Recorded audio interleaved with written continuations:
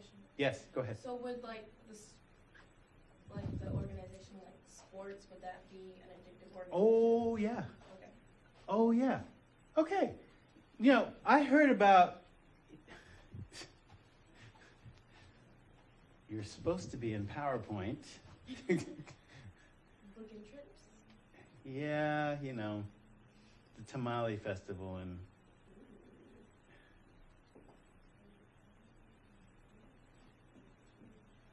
Come on.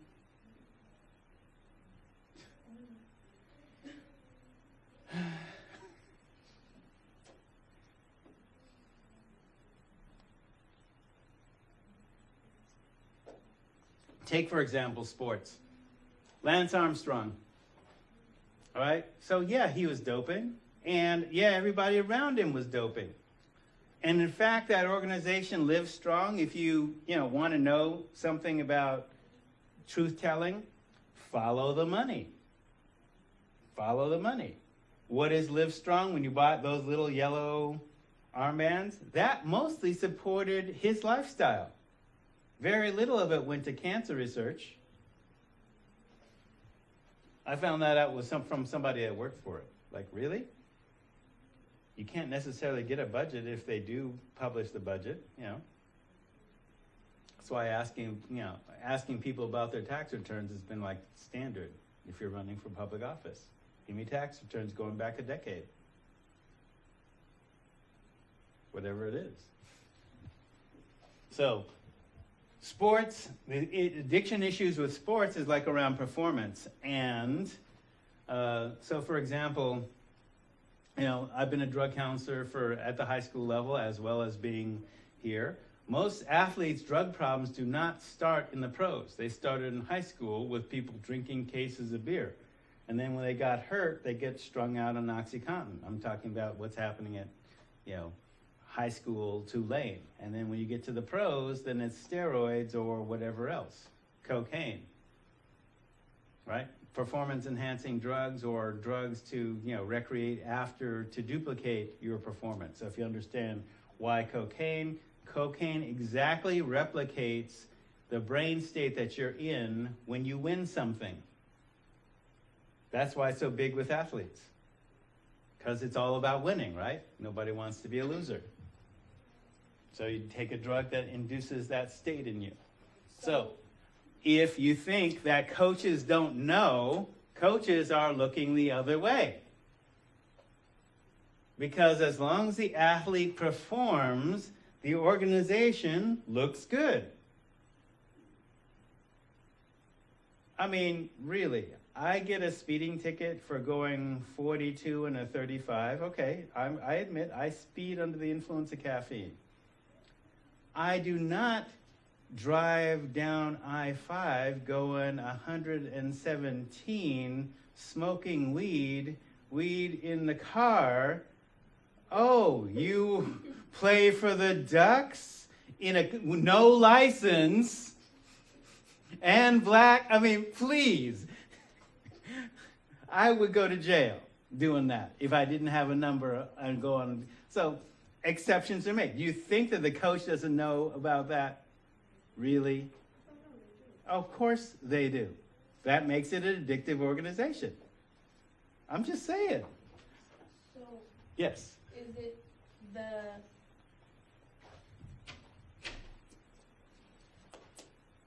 I don't know how to put this. Like, is it... Put it bluntly, Shakayla. It's okay. Well, I'm trying to, make sure I understand. So is it the act that makes them dependent on the substance, or is it the act? They're, addicted to the act, which... It is the act, but it's the repeated act. It's like it's a relationship. Somebody said to me, beer's my best friend.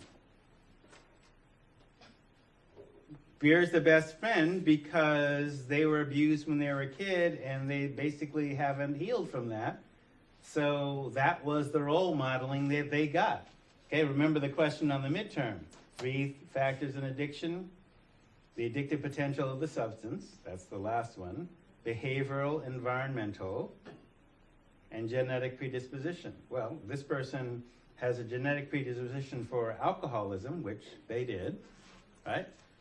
That's one piece. That doesn't mean they're going to become an alcoholic, but it definitely sets up their genome for being able to use abusively and not experience immediate physical consequences. That's one piece, and it's only been proven with alcohol, but we can presume that it might happen with other things. Behavioral, environmental. If it's in the environment,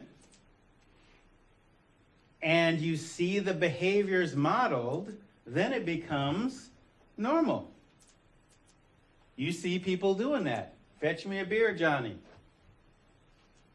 And Johnny's 5. You know, at some point, Johnny starts taking hits off the beer before it gets from the fridge to the couch. Again, normalized. And if dad has gotten too drunk, beats up mom, beats up Johnny, etc., etc., etc. How, and this is in 4th grade, how is a 4th grader supposed to deal with that psychologically without help? Where is that in the lesson plan in 4th grade? Okay, part of the addictive norm within that family is not to talk about it. Till today. And where do I have to go with it? Okay, we got to see what's driving this drinking. Whether we get you to Buckley House today or not. What's driving this drinking? So it's a continuous relationship. Yeah. And you develop tolerance to the substance.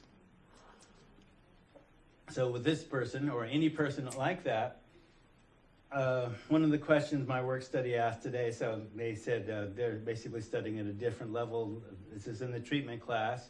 What is tissue dependence? Tissue dependent is when you've taken the substance enough so that your body requires the substance to function normally.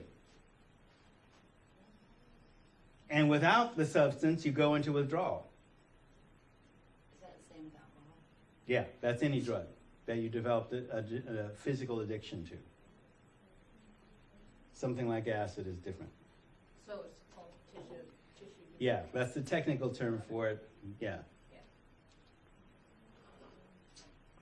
That's what they mean by chemical dependence.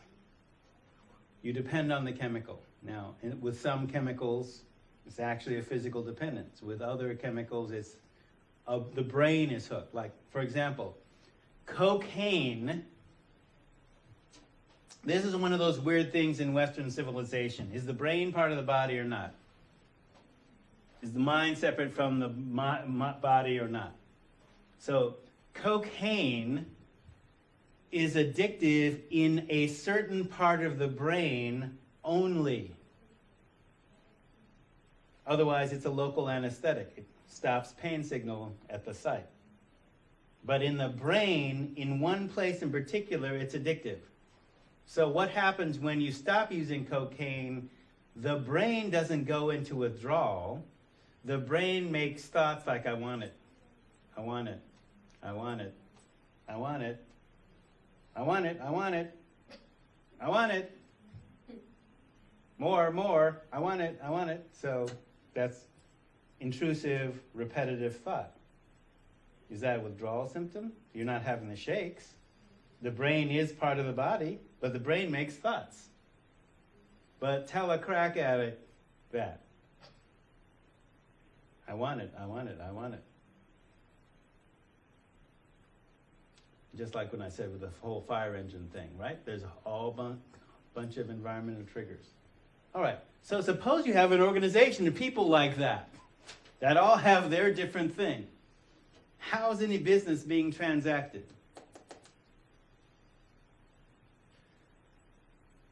You recall what I said about the other day. I had this conversation with Congressman DeFazio, who I generally like, but you know, I'm a drug counselor, so I'm going to speak the truth about certain things. If since the Reagan era we've known that 80% of the illegal drug users in the country are white men that make in excess of $50,000, that's Congress. Okay? And I was in a room with some feds and recovery people, and I really love people in recovery because they'll tell the truth, especially to the feds. And so this woman asked, because this is a project that is engaging the recovery community. She's asking, when do you do drug testing for federal employees? And she's sitting next to the guy that's running this project is a career bureaucrat, and he's there loaded, drunk, in a room full of recovering people. So this is the elephant in the room. So this guy from the Justice Department says, yeah, actually we tried doing that. We tried having a law that would randomly drug test every federal employee. All the cops, Congress, everybody. Congress cut our budget $15 million, which is exactly the amount of money needed to do the program. We didn't bring that up again. And Peter, I told that to Peter, he said, oh, well, probably very few congressmen are using cocaine. It's probably alcohol's the problem. Really? They're the only ones who can afford cocaine. Congressmen can afford cocaine, and yeah, we've had people, yeah, right. So, okay, I mean, like I said, I like Peter, but I mean, right, without drug testing people, right? So obviously I've made the case sufficiently, right, that addictive organizations are pretty much everywhere.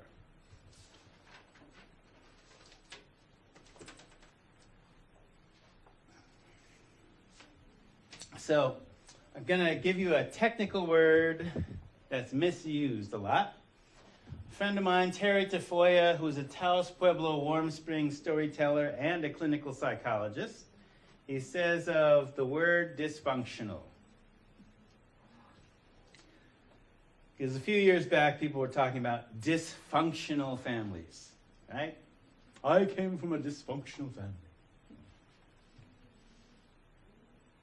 Dysfunctional is not non-functional. Dysfunctional is functioning in the presence of great pain. Okay?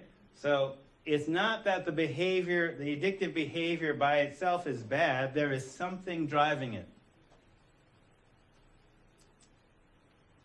And that's why we look, me and the people that train me and the people that I train.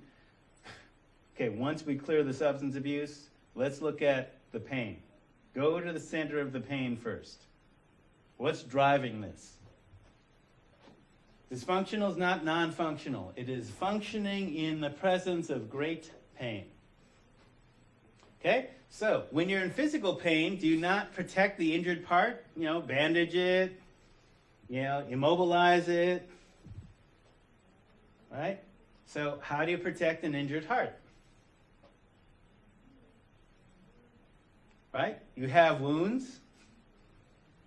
Okay? You don't necessarily wear your heart on your sleeve, or that's actually dangerous to wear your heart on your sleeve, figuratively and literally,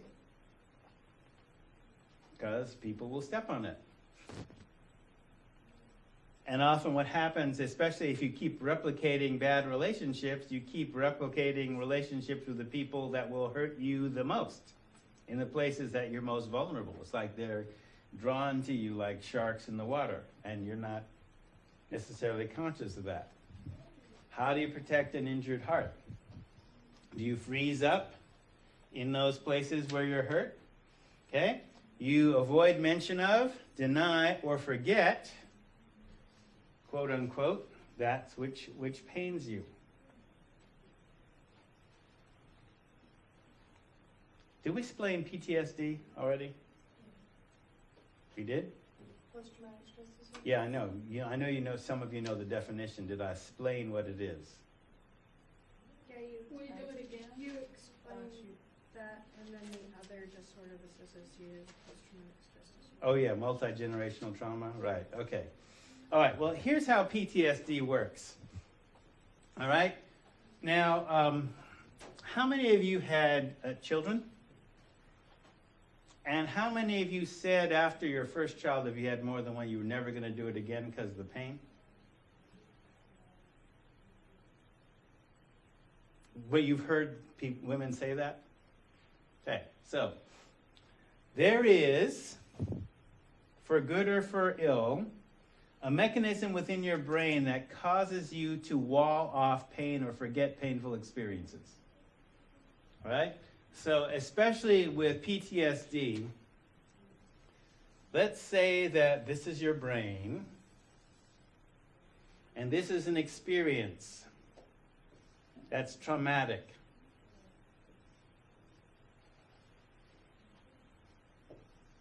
We'll make a little thunder and lightning cloud here.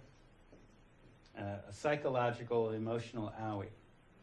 So what happens is your brain walls off that experience. In computer terms, it basically password encrypts it. So that, and the password for this experience can be other experiences that are like it.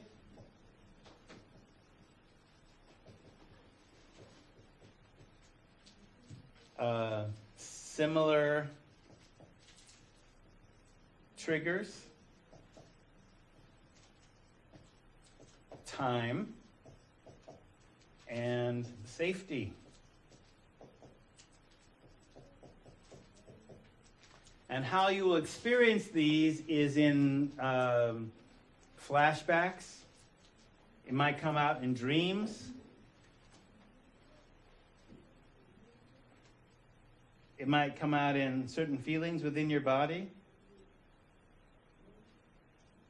Because you might, experience emotional trauma, anger. It gets stored in different places in your body, not just muscles, but other parts of your body. This is why Candace Pert says the body is like the subconscious mind. Okay, you can develop diseases in the places that you hold pain. So it's not just muscular tension, but it could be other long-term diseases. So PTSD gets stored like that. And so what happens then is it's encrypted through these passwords, and then it starts leaking out. Now, safety could be what you experience. This isn't, safety is, whether it's safe or not, is not necessarily determined by you consciously. It could be, a decade. It could be being in the presence of somebody that asks you the question.